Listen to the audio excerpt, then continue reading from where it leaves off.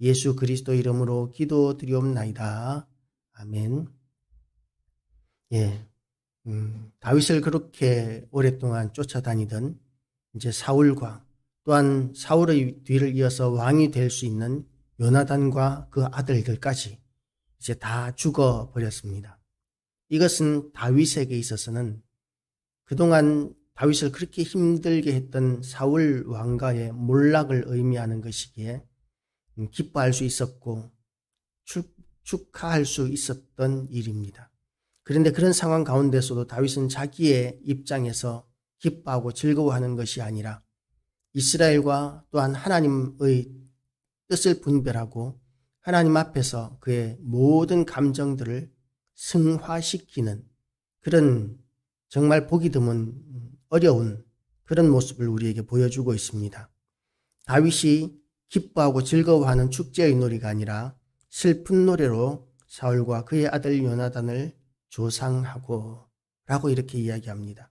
슬픈 노래로 그렇게 슬픈 노래를 불렀다는 말을 이제 조가라고 하죠.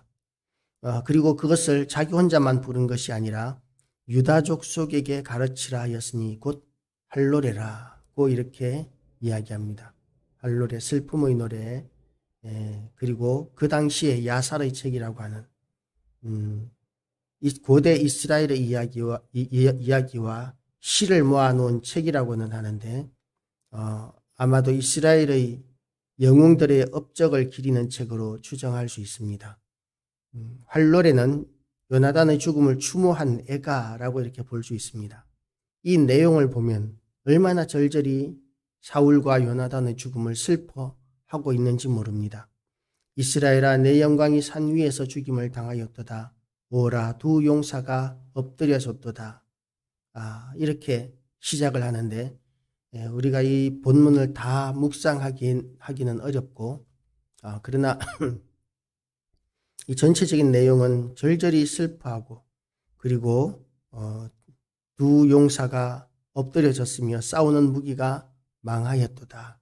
그러면서 오히려 다윗의 입장에서는 흥하였다라고 이렇게 이야기할 수 있는데 또는 하나님께서 이와 같이 옛 지도자들을 옛 영웅들을 죽게 하셨지만 다윗을 통해서 새로운 나라를 일으키실 것이라고 찬양할 수도 있었겠지만 그렇게 하지 않고 온전히 이 사울과 요나단을 위한 조가를 진심을 다해서 부르고 있습니다. 우리가 사람을 움직이는 능력은 진심에서 진실하고 진심에서 우리는 사람을 움직일 수 있는 능력을 발견하게 됩니다. 그런 척하는 것으로는 사람들이 거의 움직이지 않고 속지도 않습니다.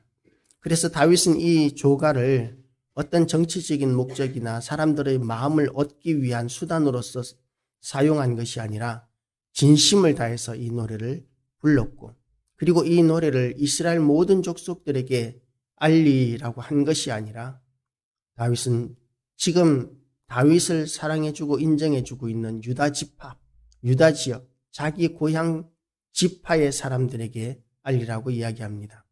만약에 다른 사람들에게 어떤 알리는 것이 목적이었다면 이스라엘 전체의 인정을 받는 것이 목적이었다면 어차피 다윗을 추종하고 있는 유다 지파들에게 이 노래를 알리는 것이 아니라 온 이스라엘에게 이 노래를 알려서 나는 정말 사울을 사랑했다고 하는 사울을 인정하고 사울을 사랑했고 사울에게 충성을 다했고 사울의 죽음을 정말 아파한다는 것을 이 온 이스라엘 족속들에게 어필할 수도 있었겠지만 그러나 그렇게 하지 않고 유다 지파에게만 이것을 알리게 합니다. 그것은 이 노래가 정말 다윗의 진심이었다는 것을 알리고 있는 것이죠. 그런데 우리가 다윗의 상황을 보았을 때 이렇게 사울과 요나단의 죽음을 아파하고 슬퍼하는 것에 대해서 이해하기가 어렵습니다. 어떻게 이럴 수가 있을까?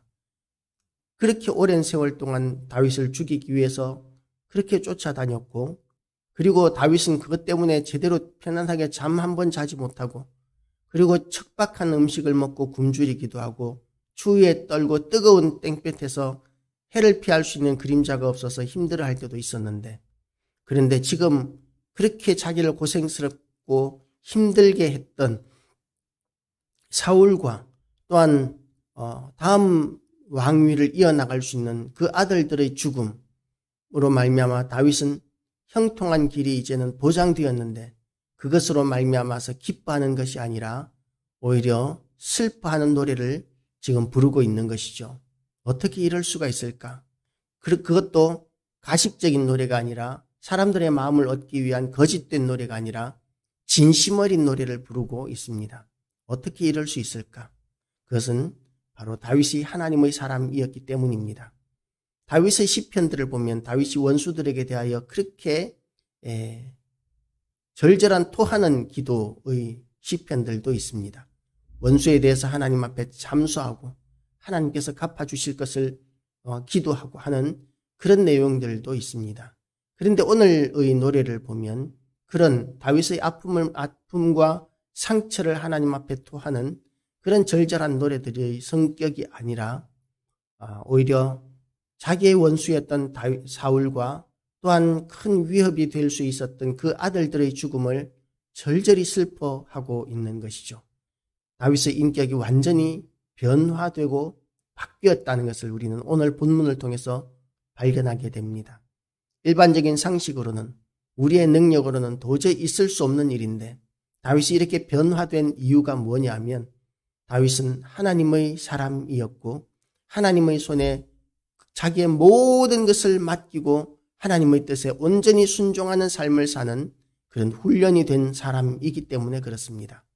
그래서 원수에 대해서도 하나님 저의 이 애통하고 원통한 마음, 억울한 마음을 하나님 감찰하여 주시고 이 원수를 하나님께서 갚아주시옵소서 라고 이렇게 기도한 시편들도 있지만 이 활노래에서만큼은 다윗은 진실된 마음으로 하나님 앞에 이 두 용사, 이 사울과 요나단의 죽음을 슬퍼하고 다윗에게는 얼마나 큰 축복이고 행복인지 모르는 정말 너무나 잘된 일일 수 있는 일인데 이 일을 기뻐하고 즐거워하는 것이 아니라 슬퍼하고 아파하는 이유가 온전히 하나님으로 말미암아 다윗이 변화된 사람이기 때문에 그렇습니다. 예수님께서 우리에게 말씀하셨습니다. 내 원수를 사랑하라 고 이렇게 말씀하셨습니다. 내 이웃을 사랑할 뿐만 아니라 원수까지도 사랑하라고 말씀하셨는데 그것이 어떻게 가능하냐 하면 우리가 주님의 손에 온전히 사로잡혀서 변화될 때에 가능해집니다. 우리 능력으로, 우리 감정으로, 우리 의지로 원수를 사랑하다니요. 말도 안 되는 얘기지 않습니까? 그 원수 때문에 억울한 일 당한 것이 얼마나 생생하고 그리고 얼마나 고생을 많이 했는데 그 때문에 또 우리 가족들이 얼마나 고생을 했는데 그런데 어떻게 원수를 사랑할 수 있겠습니까?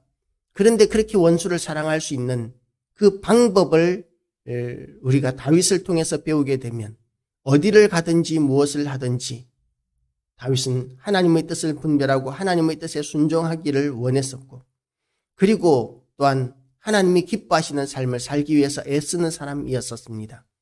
자기의 모든 감정과 의지를 하나님 앞에 드림으로 말미암아 다윗은 하나님의 사람으로 정말 제대로 변화된 것입니다. 다윗이 하나님의 사람으로 변화된 것과 같이 우리가 하나님의 손에 우리의 모든 것을 맡길 때 우리는 하나님의 사람으로 변화되어서 우리 힘으로는 우리의 감정으로는 우리의 능력으로는 절대로 감당할 수 없는 원수까지도 사랑하는 일들을 우리는 할 수 있게 되는 그것도 가식이 아니라 진심으로 할 수 있게 되는 그런 성숙된 성도로 거듭나게 될 것입니다. 예수님께서 우리를 새로운 피조물이라고 말씀하셨습니다. 이전 것은 지나갔으니 보라 새 것이 되었도다 라고 이렇게 성경에서는 우리에게 선포하고 있습니다.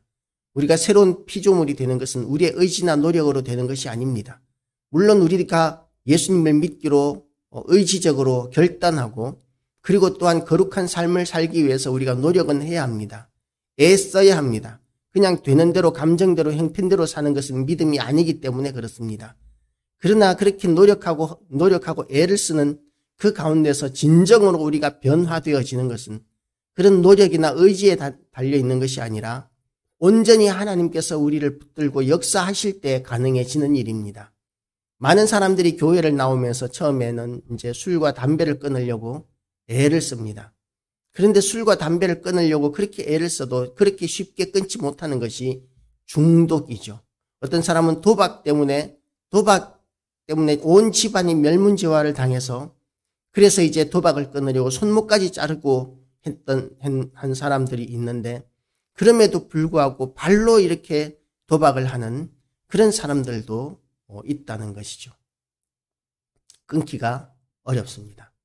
우리가 악에서 떠나는 것이 정말 어렵습니다.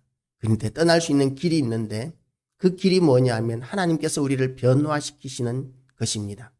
그래서 우리가 변화되지 않은 우리의 습관들, 악습들, 또한 우리의 중독된 현상들, 그리고 또한 우리가 감당하지 못하는 그런 모든 부정한 것들에 대하여 우리가 그것을 벗어나기 위해서 육체적으로도 애쓰고 노력해야 하지만 결정적인 것은 하나님께 달려있음을 알고 하나님 앞에 주님, 제가 예수님 닮아가게 하여 주시옵소서. 예수님처럼 원수까지도 사랑할 수 있게 하시고 믿음으로 이 악한 세상 가운데서 우리의 이 악한 상황들을 원망하고 불평하고 고통스러워하는 것이 아니라 하나님이 우리에게 주신 그 은혜로 말미암아 이런 상황 가운데서도 평강을 누릴 수 있게 그런 믿음을 우리에게 허락하여 주시고 그런 능력을 우리에게 부어 주시옵소서. 우리를 새롭게 하여 주시옵소서. 우리가 그런 상황에서 기도할 제목이 이런 것입니다. 이렇게 기도할 때에 하나님께서는 우리가 절대로 즐거워할 수 없는 상황 가운데서 즐거워할 수 있는 능력을 가지게 하시고 절대로 평안할 수 없는 상황 가운데서 우리에게 누구도 건드릴 수 없는 평안을 하나님께서는 우리에게 허락하십니다. 그런 평안을 우리가 누리기 위하여 하나님의 손에 예수 그리스도의 피 묻은 손에 온전히 강하게 붙들림 받기를 축원합니다. 그리고 그렇게 붙들림 받지 못하고 있다면 우리가 하나님 앞에 그렇게 붙들림 받은 심령이 될 수 있도록 우리의 영혼이 될 수 있도록 하나님 우리를 변화시켜 주시옵소서라고 그렇게 될 때까지 기도하기로 결단하는 이 아침 되시기를 주님의 이름으로 축복합니다. 기도하시겠습니다. 하나님 아버지,